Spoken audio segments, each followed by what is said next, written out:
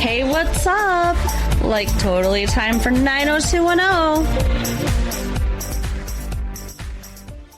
Well, hello everyone. Welcome back to the 90210 show. My name is Mark. With me as always is Carol. Hey, what's up? Not much. Am I not your girlfriend you're anymore? Still my girlfriend, but Like, what the fuck was that? it's been a good week here. It is March 14th, 1997. It is? One of these days, Carol, we're going to have to get engaged. One of these days. And then Maybe you'll have to actually ask me. You know? and then you can find somebody that looks like Peter to have an affair with. No. If I was going to have an affair, he would be much more attractive than Peter. I agree. You got to step up. Right. Exactly. Do you think Peter's more attractive than Jesse? No. Do you? I don't know. It's hard to tell. They're very different. They're not. It's not like Brad Pitt, where I can be like, yeah, Brad Pitt's attractive. That's for everyone to see. Like, it's not that. When you get to a certain attractiveness, like Tom Selleck or something like that, right? Mm-hmm. Harrison Ford, like a young Harrison Ford, Right. then it's obvious to guys. And guys are like, yeah, of course they're attractive, right? Mm-hmm. But when you get closer to a normal-looking dude, it's much harder. Well, like, yeah. When it's little differences between just like an average-looking guy and something as a guy that a girl's going to be like, oh, he's attractive. It gets harder and harder for guys to discern. Well, both of these guys are just slightly above average in looks, but they look very different. So I think it really falls more to taste than Gotcha. Who's more attractive. It's hard, too, because it's kind of like height.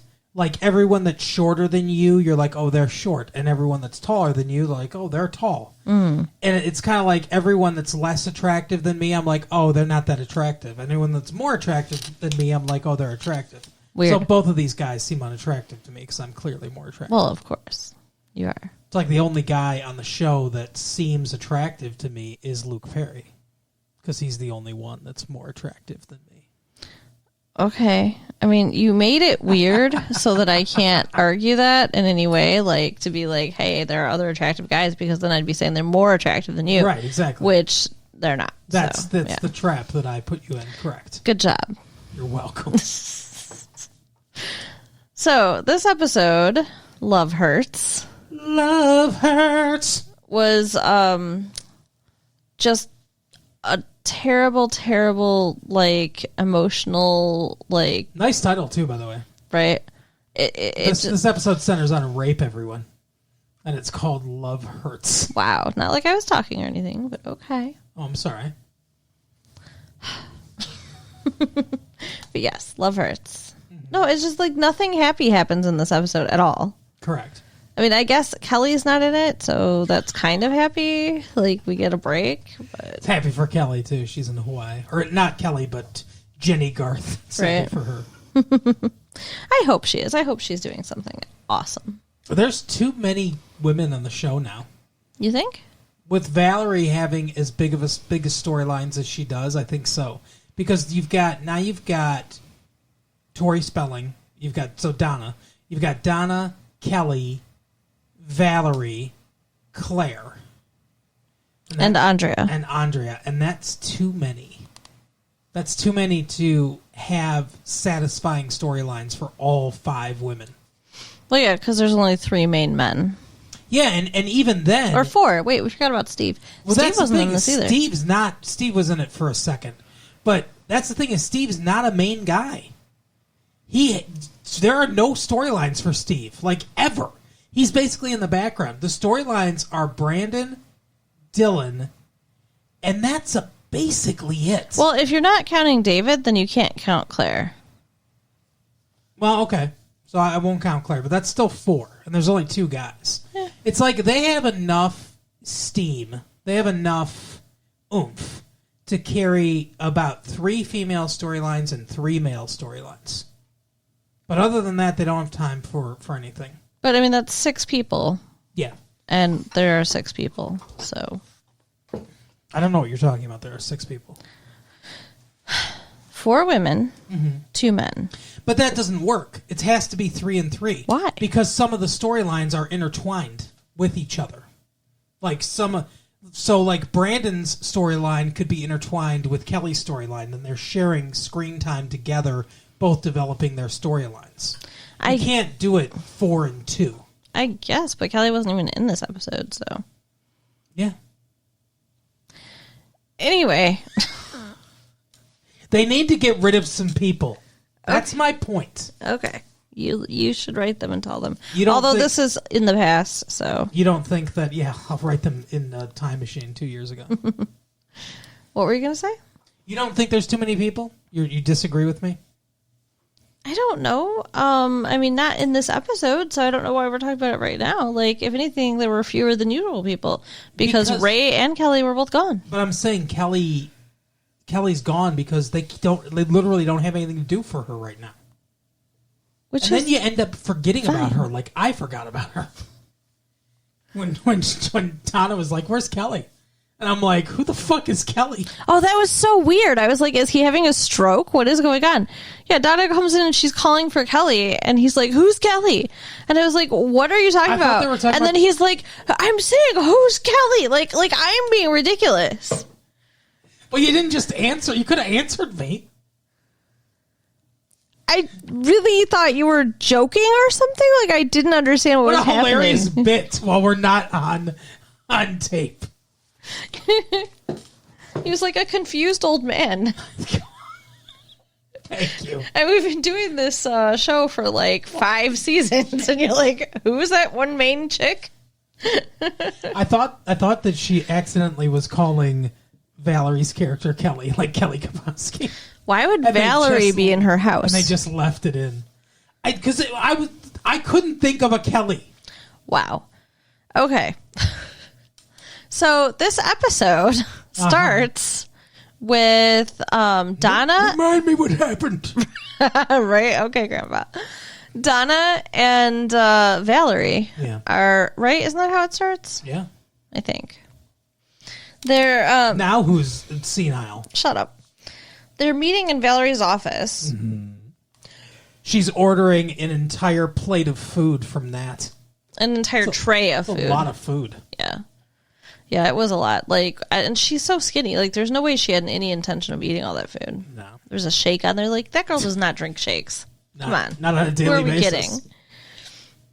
And then when Donna's in her office, she's like, "Oh, I way over ordered. Have some food." Like, what? Like, what did this have to do with anything? Like, was that just like left over from their lunch on set? And they're like, "Hey, let's do something with this." Like, craft services is like, what are we going to do with this? Right. Shit? I don't get it. Anyway, nobody ate anything, by the way. No. You never see any of these people eat anything. Not even fake eat anything. Sometimes they sit in front of food, but you never see them eat anything. Interesting. I don't think they want to invest in that spit bucket or whatever. You know how they do that? I do know, and I don't want to think about it. Okay. They chew up their food and spit it out because if they kept eating it, they'd puke. Yeah, exactly. So gross. I know one of or they gain a ton of weight. That too. Like one of my professors my acting professor had a acting had a scene where he was eating a burger and drinking a beer, and they had to do like 20 takes. Oh yeah. And so he was like spitting in the thing because he was going to vomit. Well, you've got to, especially drinking a beer. You get fucking drunk. Well, it wasn't a real beer. Oh, yeah. They rarely use real alcohol on sets. That's true. I heard one time there was a scene in a movie where this guy had to do cocaine, but instead of cocaine, it was a crushed up vitamin B. Okay. So it wasn't illegal drugs. But they did a ton of takes, and he was like running home, like he was like, "Oh my god, I could so much energy! I could so much energy." Because fucking vitamin B gives you like fucking peps you up. Yeah. Yeah, I used to get vitamin B12 shots. Yeah. I feel incredible. That's funny. It's still not safe to snort that much vitamin B. Yeah, I don't think it'd be safe to snort anything. Yeah, it's crazy. But you got to do something, right, when you're filming those cocaine scenes. I guess. Yeah, that's true. I mean, they got to suck something up. Ooh. Pixie sticks. No, that sounds awful. Did I ever tell you about the time that I did Yes, that? but you can tell the people listening to the tape. I was sitting in the back of the class because I always sat in the back of the class. We had just come back from lunch, and I bought a whole bunch of pixie sticks at lunch, and I poured them all over my book. I was in, my teacher's name was Miss Pogatz, and I just clapped the book together super hard, and this huge white cloud just puffs up, and I shoved my heel against my nostril, and I went, Miss Pogatz, I need to go to the bathroom. Your heel? The heel of my hand. Your palm. Okay. Okay. Wow, way to fucking step on that story. When you said your heel, I was literally picturing you putting your foot on your face and like, what the fuck is he talking about? The heel of my hand, right Nobody there. says it. You say palm. The palm of my hand. There But you go. This is the palm. This is the middle part. I didn't put the whole palm on my hand. Are you trying to tell me that we have a heel on our hand and that that's a thing that people say? Somebody write in and tell her that it is a heel. It is not. It is. He's lying. Anyway, continue. Anyways. So Donna gets called downstairs to talk to some guy from some other club.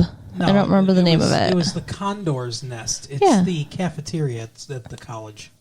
Really? Yeah, the California Condors. The California universities, their college's mascot is the condor. He worked in the cafeteria. At the school, yes. What the fuck was he doing there at the club? He was looking for a job. That's what he said. Okay. But they said he was from the Condor's Nest. It sounded to me like he's from some club looking for a job at another club. Like, that makes sense. But like, He was a waiter at the Condor's Nest. okay. We saw him in the beginning of the episode when Donna spilled her thing. And he was like, oh, let me help you with that. Yeah. She spilled her drink.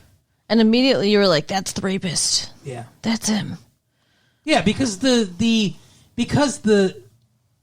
cinematographer of this show lacks subtlety completely. Okay. Very heavy-handed cinematography on this, and when he rack focuses on this dude we've never seen before, while there's a rapist on campus, and that was left over from last episode. I was like, oh, okay. There's no reason we're seeing this dude's face other than he's integral to this episode, and that's the only thing he could be. Okay. So I knew it was him immediately. So Donna goes down to talk to him. And then when... He's gone. Well, okay, then Donna had already been talking to him. Okay. And left her bag down there. Yeah. And then she went down to check on her bag. Right.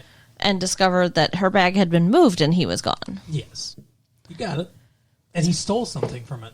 But she didn't know what. I don't remember what it was either. It was something inconsequential. I think it was like mail or something. I think she never even identified it, did she? Like, she was looking like she suspected something was gone, but I don't know that she figured out what was gone. No, but we saw him have it. Yeah. Whatever it was. But it was, like I said, it was something inconsequential. So, this crazy rapist dude. He likes to stalk and then steal something And then from the rape. person and then rape. Yeah. What a weird modus operandi. Now, the whole situation's weird. So, the dude in the last episode who'd been arrested and brought in for the Jerry rape, or whatever his name is. he finally got let go because he had an alibi. But He ain't got no alibi. He's ugly. He is. But the whole campus, knows now that he's a sex offender because somebody said something. I don't know. Well, here's the thing. He tells David. I don't know how everyone found out. I guess the police told. Well, he's a registered sex offender, so somebody looked up who's a sex offender probably or whatever. Yeah, that's true. But he tells David, he's like, look, let me tell you something. He's like, you're not saying you did it or whatever. He's like, I know you didn't do it. And he goes, well, when I was in Desert Storm, when we got back, we were at Fort Bragg just hanging out and, just having fun. I guess some of the guys got a little wild, we drank a little bit too much, and maybe I raped somebody. He said, that's not what he said. He said, they got a little too, whatever. And he woke up in a jail cell and had been arrested for rape. So like, he said it in this way where, like, I blacked out and I have no idea, but I was arrested for rape. Right. So I think, And he wasn't exonerated. They pled it down to sexual assault. Yeah. And he spent a few months in a federal penitentiary. So, like, yeah. So I don't understand where everybody kind of, like, gets this attitude of, like, oh, he has rights, he deserves a chance, and blah, blah, blah. Like, he probably did rape the girl, but he's not sure. I guess he's not sold on it because he doesn't remember. Like... I won't buy that for $1. He's not sold on it. I don't know. I mean, it's weird. He didn't say he did it. They could have come up with something else. Mm-hmm. They could have said, if they wanted to do, because the way they portray this dude throughout the rest of it is, his rights are being trampled on. He's being unfairly accused. Anytime there's a sexual assault on campus, people are going to think it's him because he's a registered sex offender and all this stuff, and it's not fair. Like, he's being unfairly persecuted. But he's probably a rapist. Yeah, like, they should have made it where he was accused before and was innocent, or something like that. Or something completely innocuous. Like, he came back from Desert Storm, and he had this girlfriend that was 17 years old, and he was 19 or whatever, and like, the parents got pissed off and accused him of whatever, statutory rape or whatever, and then he had to register for a sex offender. Yeah. Or something. Something that was innocent or not as bad as it seems, but he had to register as a sex offender. Not literal rapist. Yeah, not me and my buddies got wasted and gangbanged some chick, because that's what it sounds like happened. Yeah. And it's like, okay, I don't have any sympathy for you. Right. Yeah, sure, you got hauled in as a suspect and you had an alibi, so you're good, but... And you should be able to go to college, where you want to, but don't, act like you don't fucking deserve this. Yeah. Think about the victim, the woman that was gang raped by a bunch of fucking military dudes. Yeah. What's her life like? You think she can just fucking run away from her fucking demons, you moron? It does not make him sympathetic in any way. No, I agree. It was weird. Like, at some point somebody said, like, oh, he deserves a second chance or something. Like, does he? Right.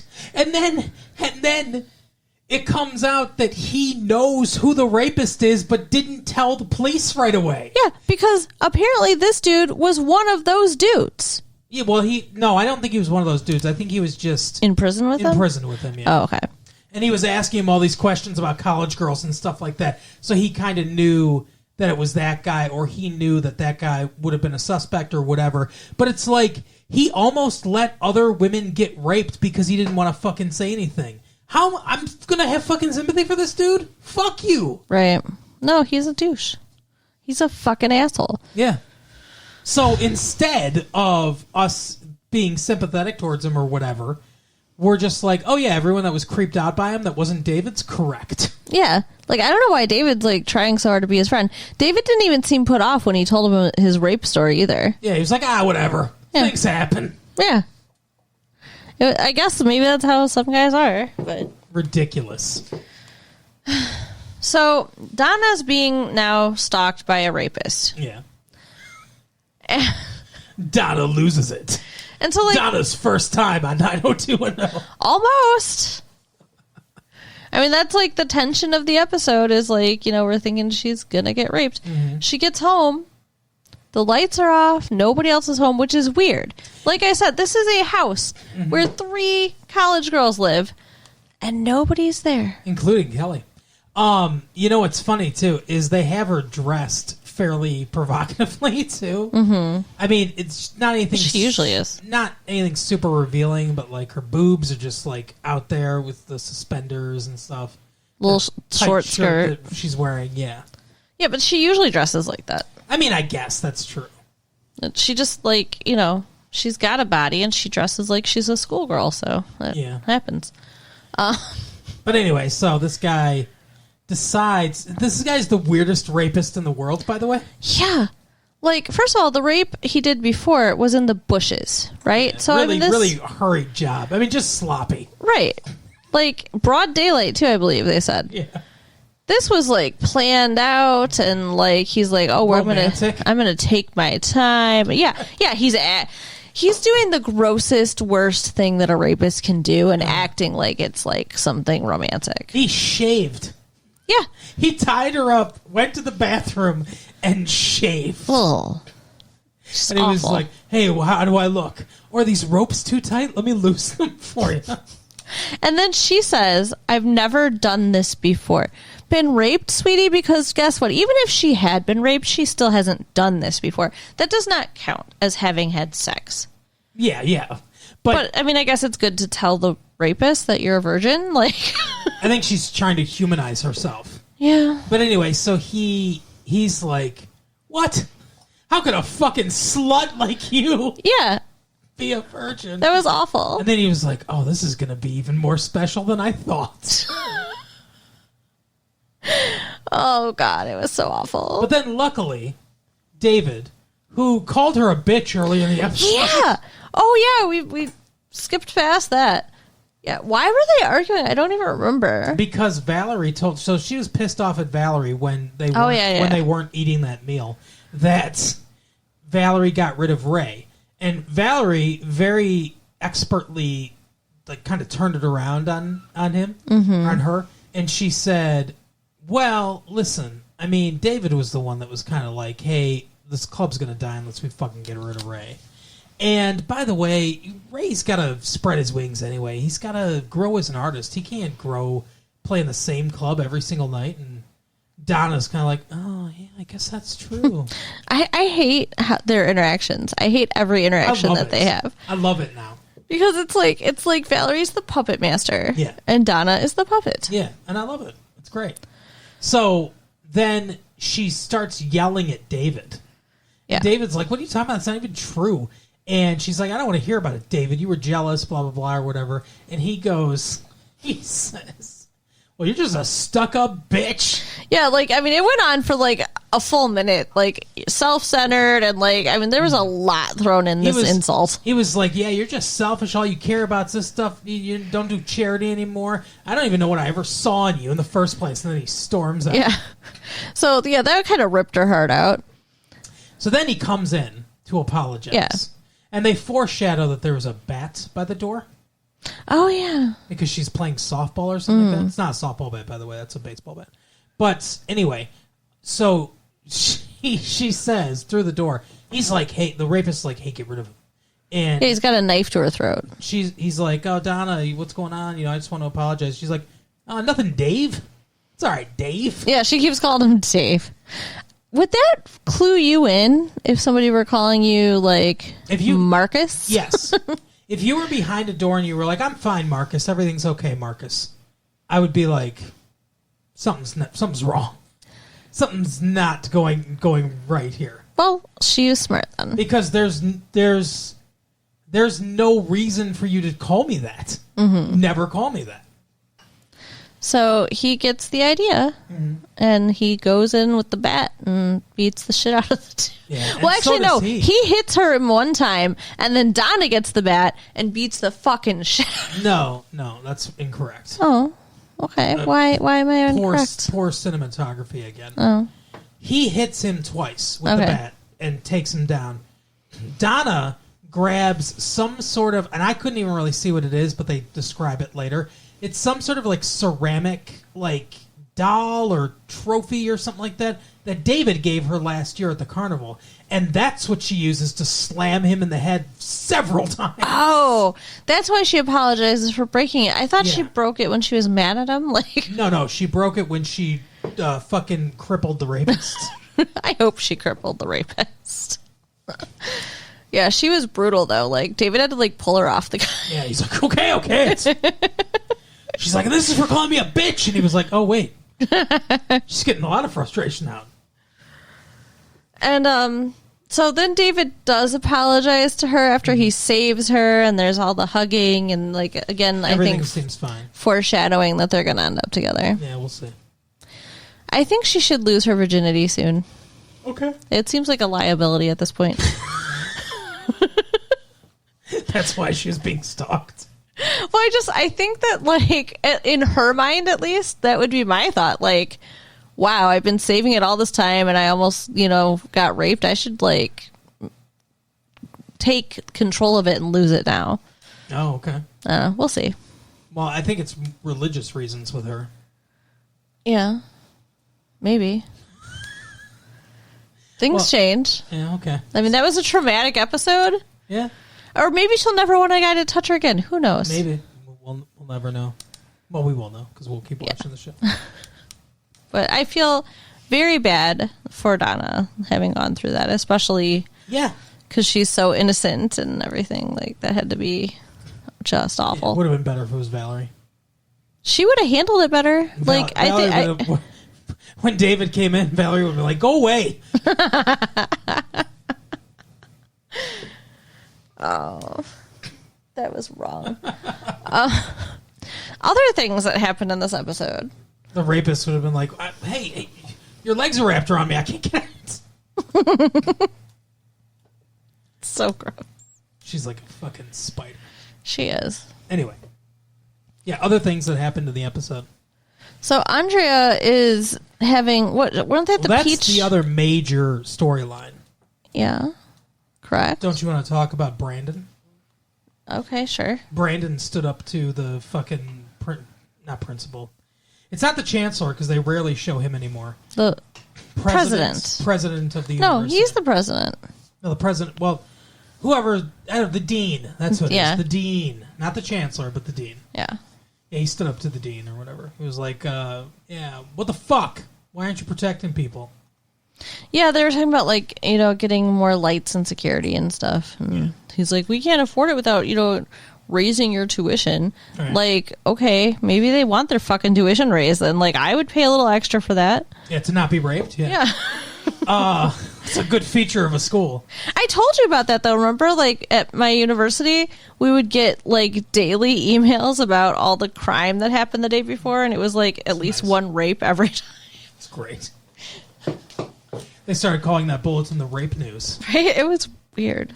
It made me a little uncomfortable. Yeah, I would be uncomfortable, too. Of course, you went to school in Detroit. Yeah. So. Yep. I mean, that's what happens. And sometimes I would park several blocks away and not in, like, an actual parking garage, but, like, on a side street. So I didn't have to pay for parking, which, in retrospect was probably not the smartest idea. It's not even like you went to U of D. Right. Which is a gorgeous campus surrounded by a gorgeous neighborhood. You just have to drive through a war zone to get there. But you didn't go there. You went to I won't drag them under the bus by naming the college, but a college that was not in a great neighborhood in Detroit. Yes. Yeah. Anyway. Yeah. So anyway, so the two girls that are on the student council or whatever, they're like, oh, Brandon, we'd vote for you if you ran for president again. He's like, I'm not doing this shit again. I'll run for president again. And then his mom is like, well, you will run for president. You'll rip your dad's heart out. He didn't want to be president this time. It was only because his friend got blown up. Yeah. Not even his friend. He's like LBJ. Right? And then what else happened? Oh, Mel comes into the Peach Pit. This is weird. Where Kelly's mom, whose name I can't, Jackie, is with Cindy. And Cindy's like, we're going to have a wild night out, and I'm going to show you a bunch of guys, and you're going to get some dick. Basically, but in, Cindy terms. And then Mel comes in with their daughter, and he's all like, oh, yeah, look at all the Lion King shit I bought her. Hey, you look pretty good, Jackie. Can I sit down and have a meal with you? And all of a sudden, she's like, we're not going to need that book someday. Yeah, they're like making googly eyes to each other. It's like so weird. Fucked up. Yeah, his dental hygienist girlfriend left him for a younger dentist. So now she gets to be second choice. I would not want that at all. No, she shouldn't. She should have more respect than this. Yeah, for herself. I don't like upsetting. This. I don't like that they're going to write this, but they're definitely going to get back together. Yeah, I don't like it at all. It's ridiculous. But I mean, I guess it's nice for their daughter or whatever. Yeah. I mean, if their marriage is happy, it's nice for the daughter. If he can keep it in his pants. Right. He can't because he never could. No. So Famous dental guy. orthodontist. Mel Silver. Yeah, orthodontist to the stars. Yeah, he's a fucking asshole. And then I think that's all that happens. Okay, so Andrea. Valerie needs a famous band for the club. Yeah, they're auditioning a bunch of shitty bands. She teases that there's going to be a famous band there, and she can't get one, so she asks Steve, "Hey, I need one for tonight." So Steve tries to do it, and he comes up with somebody. He goes to tell her, and she's already talking to someone from Columbia Records, and she gets somebody. We don't even get to see who it is. We just hear some music, and they're like, "Oh, I'm not usually into alternative music, but this band's rocks, you know." Yeah. Whatever. And it's supposed to be like Green Day or something, I guess, but who the fuck knows? They're like, it's so cool to see him in such a small venue. Yeah, and It's a ridiculous storyline. Why even include it? I don't know, because they have to focus somewhat on the business that she's doing. I don't know. I guess. It's all about business. But yeah, she just, used Steve again as usual and, basically just slammed the door in his face. Yep. Like, he needs to stay away from her. Oh, yeah. So then, real business. Monkey business. Andrea gets paged while she's at the Peach Pit. And she's like, oh, it's, this new job that I have at the hospital. They want me and I go running. That's right. But of course. They want my vagina and I come running. Right. It's not the hospital. No. It's the doctor. Yeah, that's right. Not even a real doctor. Fucking intern or whatever. Student. I don't know what he is. He's a doctor. He's just not a real doctor. He's still in school, but Yeah, he's in med school. Yeah. He's a student. He's not an actual doctor. Well, I mean, they go through different levels. So even in med school, there's doctors. Yeah, but he's not attending. No, attending's done with med school. Yeah. But he's whatever it is underneath the attending. The resident or... Yeah, I think he's a resident. Yeah. So he's a real doctor. He's just not the head doctor. He's learning to be a doctor. Okay. he has a doctor he reports to. Mm-hmm. He rented a hotel room for the week. For the week. Now, I swanky. I don't understand why Dylan is hanging out in the office. Because his sponsor's there. That's who it is. That's why. Mm-hmm. Okay. So, yeah. So he gets this hotel room and Andrea's there. And then Dylan is talking to his sponsor in the office. And the sponsor's talking about how great it is working there. Because it's like entertainment, watching, the people coming in and out. And no one wants to be bothered, so he gets left alone. Yeah. And he's like this, watch this. This lady walks out and, she's going to just act like nothing's going on, go to her car, and just a few minutes later the guy comes out and act like they're not together. And it was Andrea and fucking Peter. Yeah. So Dylan saw that. So, yay. I guess he's the best one to see it. Yeah, sure. Because I think anybody else would tell. Better than Jesse seeing it. Right. But I mean, don't you think most of the rest of them would say something? No. No? I don't think Brandon would. I don't think Brandon would be like, I'm going to turn my back on Andrea and tell Jesse. I guess that's true. He would tell her, you better tell Jesse. Yeah. He would harangue her to do it, but I don't think Claire would give a shit. Okay. I can't see David really being like, oh. And Valerie wouldn't care either. No. Valerie would be like, hey, can I have a turn? Right. So Dylan decides to say something to her. I don't know that I would even bother saying anything. Would you? Dylan says to her, I'm not here to judge you. I'm saying something to you so that you know you have someone to talk to about it in case you want to talk to about it. So, I mean, I get that, yeah. Just like it doesn't have to be just a complete secret anymore. You can talk to me about it if you want. Yeah. Would you say something if you saw your friend having an affair? Okay. Yep. I think I'd just be like, well, none of my business. Okay. Well, that's good for you. Okay.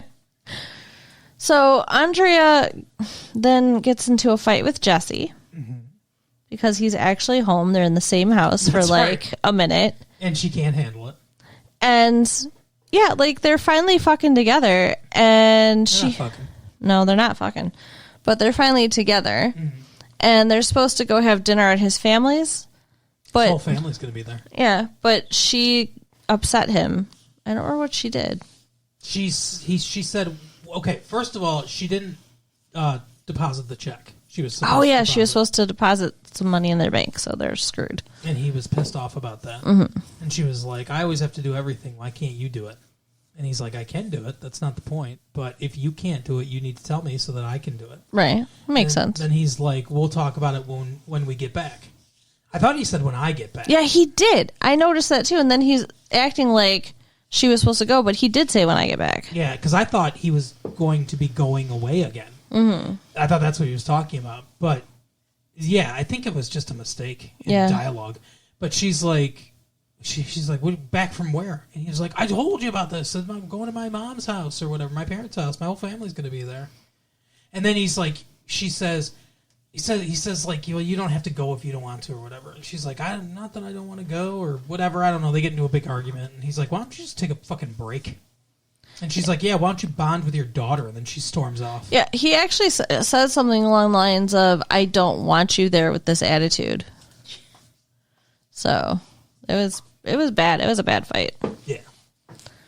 And Seems like she was being a bitch for no reason, though, because she is guilty and angry about the whole affair. yeah. That's my opinion. Oh, yeah. I mean, like, she was obviously in the wrong. She forgot to put money in the bank and they're bouncing checks or something. I mean, that's kind of a big deal. Yeah. She shouldn't be the one yelling at him. So, because she has stormed off now, she ends up calling Peter to meet her at the hotel. And he's like, I'm on a... Peter. He's like, I'm on a break. I've got like, 10 minutes. Let's go. Right. And she's Get all your like... fucking pants off. Yeah. She's all like, but, I really care about you. And like, trying to like, be all like, let's talk and hold each other and all the whatever.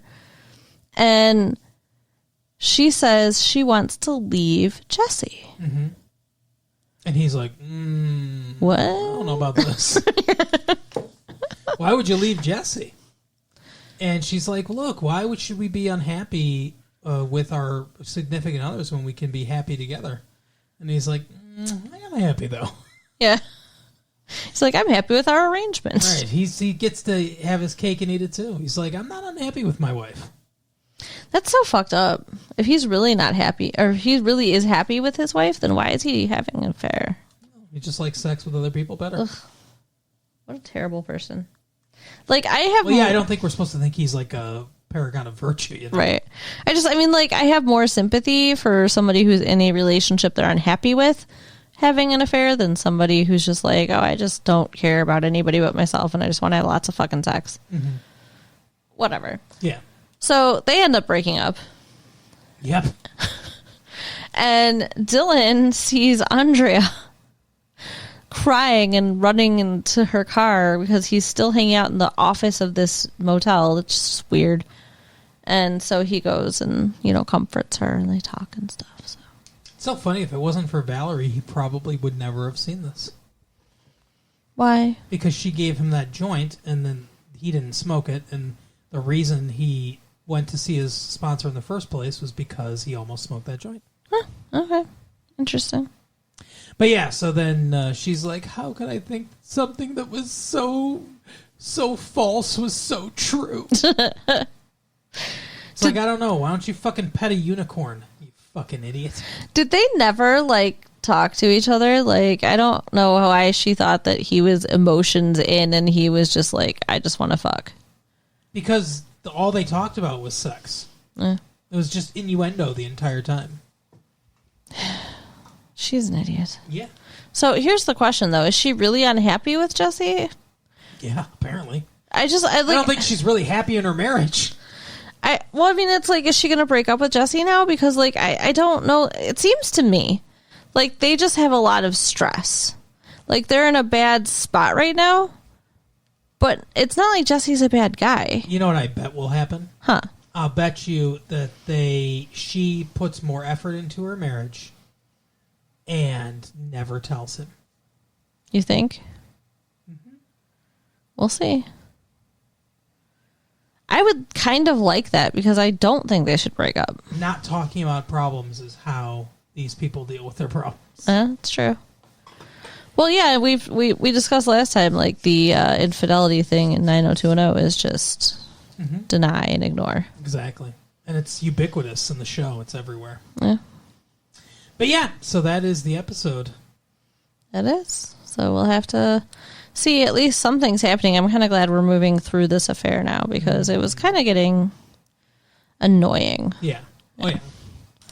And I'm glad, Donna got to keep her virginity. Well, yeah, I'm glad she didn't get raped. You sound almost disappointed by being glad about that. No, I am. I wasn't disappointed. Not a monster. All right, well. Okay, so write us at latefee1994@aol.com.